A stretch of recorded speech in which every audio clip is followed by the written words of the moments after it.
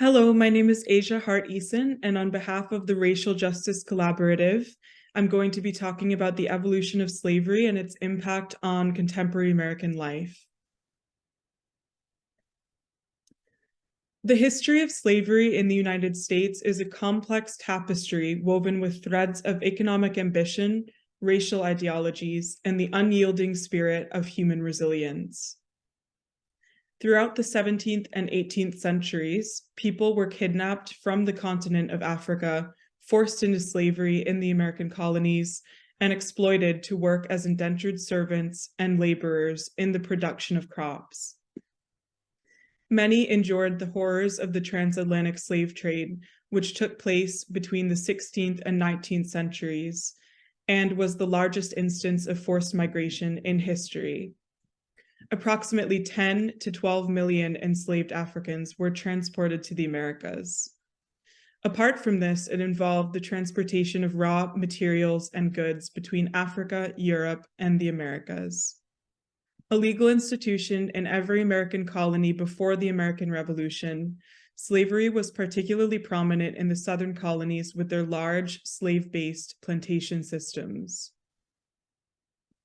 This presentation aims to trace the evolution of slavery from its roots in European indentured servitude to the institutionalized chattel enslavement of Africans and its profound implications on modern American society.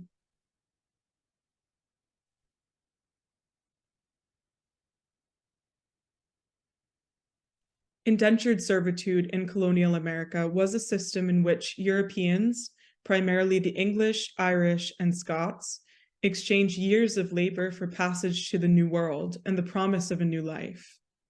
Contracts typically lasted between 4 to 7 years. At the end of their indenture, these individuals, often called freemen, usually received freedom dues, including land, money, guns, or clothing, to help them start their independent lives.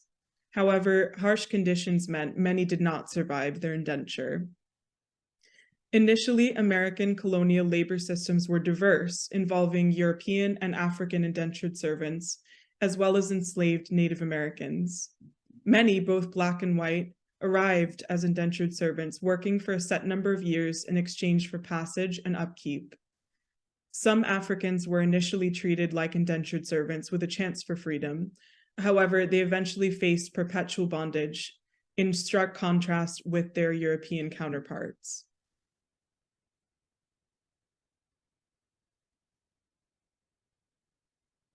The end of indentured servitude came about partially as a result of Bacon's Rebellion from 1675 to 1676. This last major uprising of both whites and Blacks alarmed the ruling classes and led to strengthened racial lines.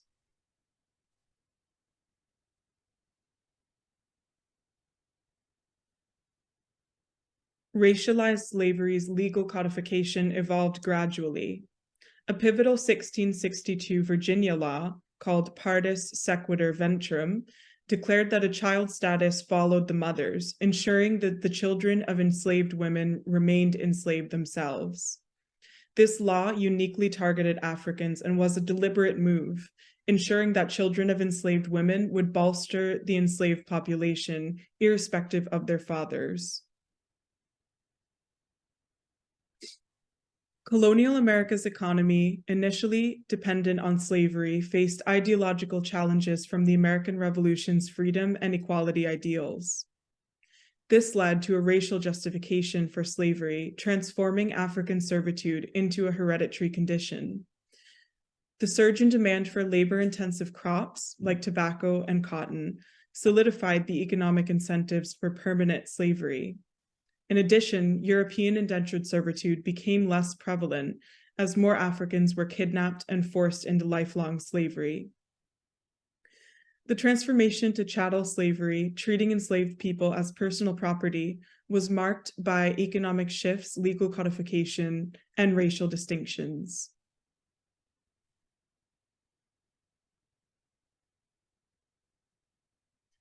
Religious texts and pseudoscientific theories justified white supremacy and the enslavement of Africans and deeply impacted American economy, society, and racial relations.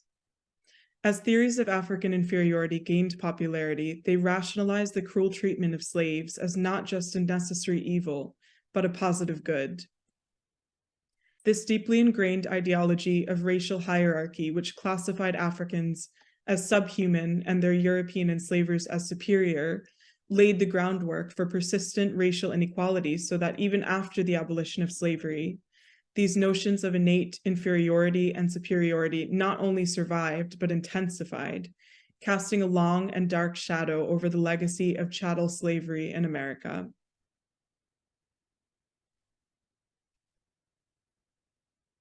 Enslaved Africans resisted through revolts and subtle defiance, contributing to the abolition movement. Despite the end of the transatlantic slave trade, internal slave trade and slave breeding persisted, tearing apart families.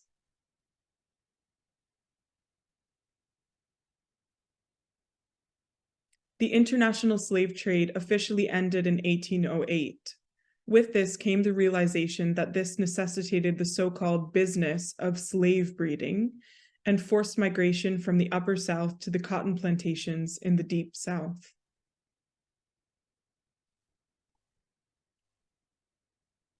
The one-drop rule emerged in the context of slavery and the post-Civil War era. It was designed to increase the enslaved population while maintaining white purity. This rule classified anyone with African ancestry as Black, no matter how white they looked. Paradoxically, it fostered unity amongst African Americans in a modern context, contributing numbers to the community and those who shared the cultural identity.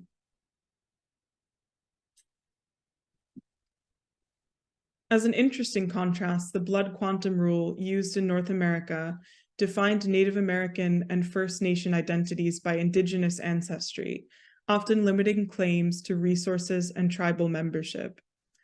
Blood quantum was initially a system that the federal government placed onto tribes in an effort to limit their citizenship and thus reduce their numbers and secure ownership of their land.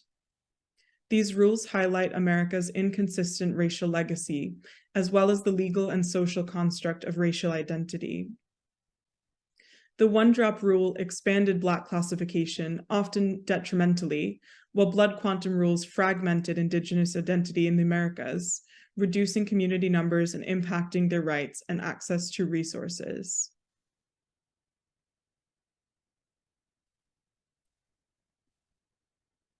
Chattel slavery's legacy continues to influence American society, as evident in ongoing racial disparities in wealth, education, healthcare, criminal justice, and other aspects of life.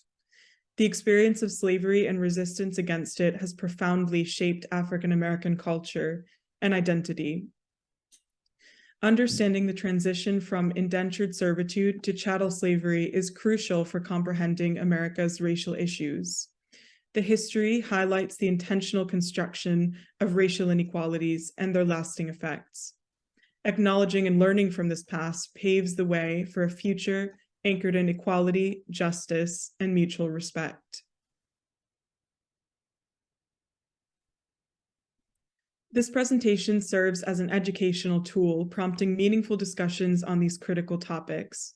Again, my name is Hart, Eason, and on behalf of the Racial Justice Collaborative, I want to thank you deeply for watching this video and engaging with these topics.